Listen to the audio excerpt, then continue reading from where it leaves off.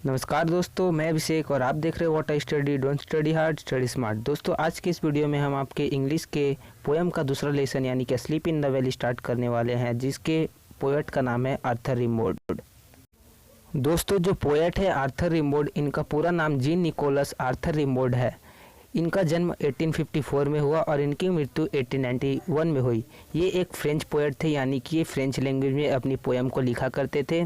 दोस्तों, इन्होंने अपनी पोएट्री का करियर टीन एज से पहले ही स्टार्ट कर दिया। टीन एज 13 से लेकर जो 19 यानी कि 13 से 19 साल का जो उम्र होता है, बीच का जो उम्र होता है, उसको हम लोग टीन एज बोलते हैं। यानी कि वह 13 साल की उम्र से पहले ही अपनी पोएम को लिखना स्टार्ट कर दिए थे। जिस उम्र में बच्चे वीडियो गेम खेला करते हैं, उस एज में इन्होंने अपनी पोएट्री के करियर को स्टार्ट किया था और 19 साल से पहले ही, यानी कि 19 साल की उम्र से पहले ही इन्होंने अपनी पोएट्री की दुनिया को अलविदा बोल दिया।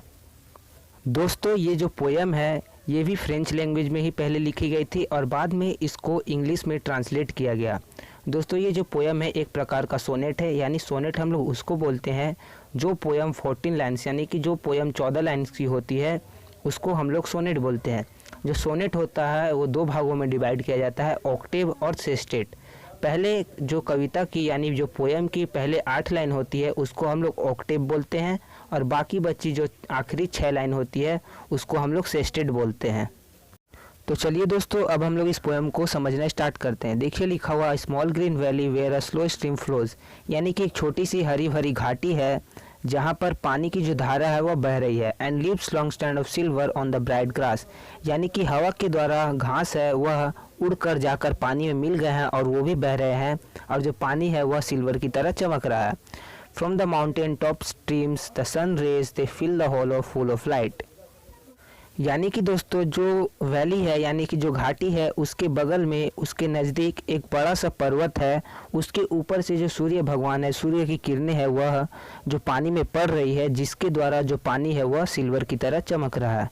दे fill the hollow full of light, यानी कि जो वैली है वह तो पूरा खाली है यानी सुनसान है, सिर्फ उस सोल्जर को छोड़कर। इसलिए जो सूर्य की किरणें जब उस पानी में उस वैली में पड़ रही है तो वह उसको पूरे सूर्य की किरणों से, उजाले से, लाइट से पूरा भर दे रही है।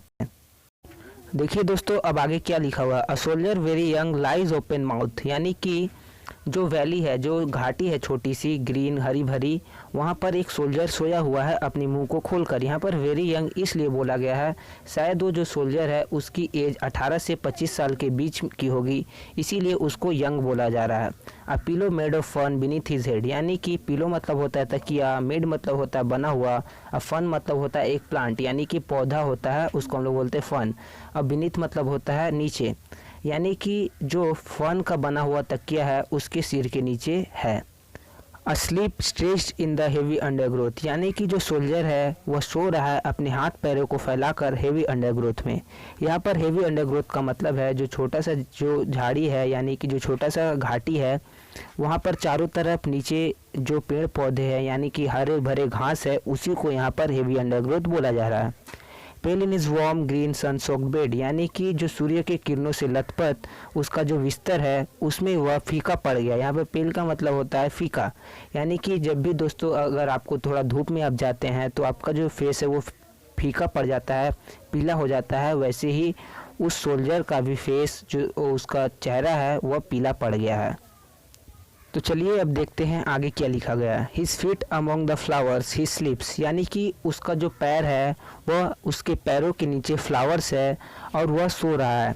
His smile is like an infants a gentle without गाइल, यानी कि उसकी जो स्माइल है, उसकी जो खुशी है वह एक इन्फेंट यानी कि छोटे से बच्चे की तरह लग रही है, एक सीधे साधे छोटे से बच्चे की तरह। विदाउट गाइल, यानी कि यहाँ पर गाइल का मतलब होता है बिना छल कपट के, यानी कि उसका जो स्माइल है उसमें कोई छल कपट नहीं है। यानी कि आप लोग जो हंसते हैं उसमें कोई छल कपट रहता है, जैसे कि किसी को इम्प्रेस करने के लिए, झूठ मूठ का इम्प्रेस करने के लिए आप फेक स्माइल दिखाते हैं, लेकिन जो सोल्जर है वो फेक स्माइल नहीं दिखा रहा है। यहाँ पर आगे लिखा हुआ है, अह नेचर कीप हिम वार्म ही मे कैच कोल्ड, यानी कि जो पोएट है आर्थर रिम्बाउड वो नेचर से यानी प्रकृति से रिक्वेस्ट कर रहे हैं कि प्लीज़ इसको गर्म रखो, इसको कहीं ठंड ना लग जाए। The human insects don't disturb his rest, यानी कि जो कीट पतंगे हैं, मधुमक्खियाँ, ये सब उसके रेस्ट यानी कि वो सो रहा है, इसलिए उसको डिस्टर्ब भी नहीं कर रहे हैं कि वह उठ जाए।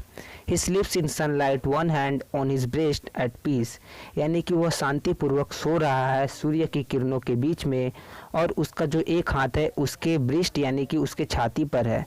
इन his side there are 2 red holes, यानी कि जो सोल्जर था वो अपने एक हाथ को अपने ब्रेस्ट यानी कि छाती पर रखे हुए था, उसके बगल में 2 रेड होल्स थे, यानी कि 2 लाल निशान दिख रहे थे। यहाँ पर रेड होल्स का मतलब ये सिग्निफाई किया जा रहा है क्योंकि वो सोल्जर था तो युद्ध में लड़ते वक्त शायद उसको बंदूक की 2 गोलियां लग गई होगी, जो वहाँ पर सिग्निफाई किया जा रहा है।